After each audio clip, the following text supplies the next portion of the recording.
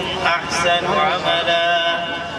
وقال تعالى في موضع آخر ما كان محمد أبا أحد من رجالكم ولكن رسول الله وخاتم النبيين. صدق الله مولانا العظيم.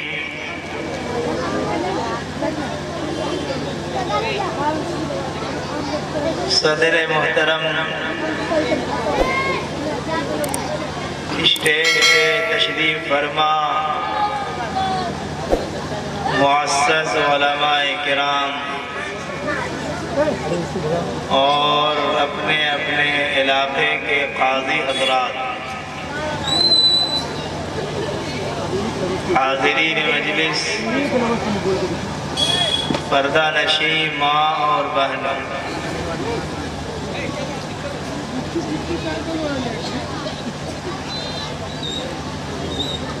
آج ہم سب کا یہ اجتماع مدرسہ دار یوسف کے ذمہ دار حضرت مولانا قاری ریاض الدین صاحب اشاعتی اور ان کے اساتذہ، ان کے ساتھ کام کرنے والے حضرات،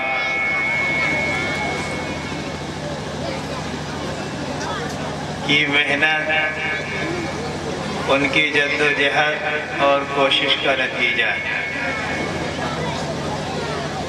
اللہ رب العزت آج کے اس اجتماع کو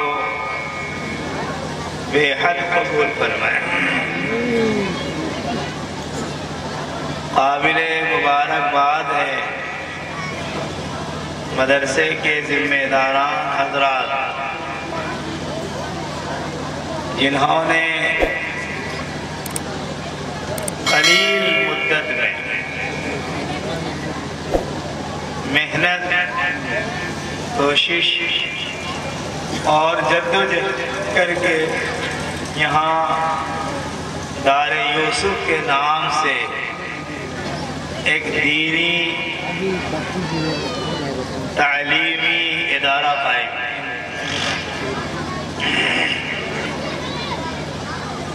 قابل مبارکباد ہیں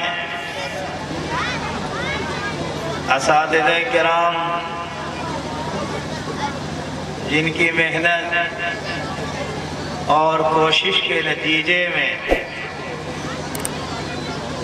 دار یوسف کے چند بچوں نے آپ حضرات کے سامنے قرآن کریم کی تلاوت اور 2 موضوع پر گفتگو فرما کر تمام لوگوں کے دل کو جیت لیا۔ اللہ رب العزت ان بچوں کو علم نافع، عمل بالمقرون عطا فرمائے۔ میں آپ سے کہوں گا پیسوں سے نہیں، دعا، مخصوص دعا کے ذریعے سے ان بچوں کی دلجوئی کریں اور ان کو اس طرح دعا دیں کہ پروردگار عالم ان کو حافظ قرآن، عالم با عمل بنائے، اور یہی بچہ ماں باپ کے لیے نجات کا ذریعہ بنے تو اپنے محلے اور اپنے علاقے میں دین کی اشاعت کا کام کرنے والا بنے۔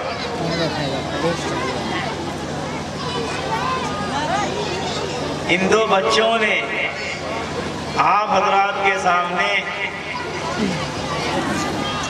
جو گفتگو کیا ہے،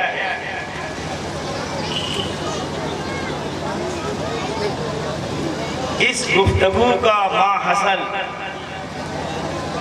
دو چیز ہے۔ ایک بچے نے بڑے خوبصورت انداز میں رب کائنات پروردگار عالم خداوند قدوس کی ذات، ان کے وجود کا تذکرہ کیا ہے، اور دوسرے بچے نے رب ذوالجلال کے محبوب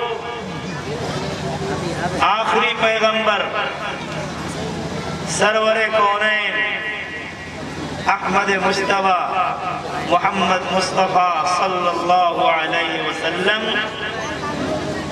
کا تذکرہ کیا ہے۔ یہی دو چیزیں تو ہیں جس کے ماننے کی بنیاد پر ہم اور آپ مسلمان کہلاتے ہیں، ایمان والے کہلاتے ہیں۔ پروردگار عالم نے اس دنیا کو عدم سے وجود میں لایا۔ بچے نے قرآن کریم کی آیت پڑھی تھی، لم یکن شیئا مذکورا،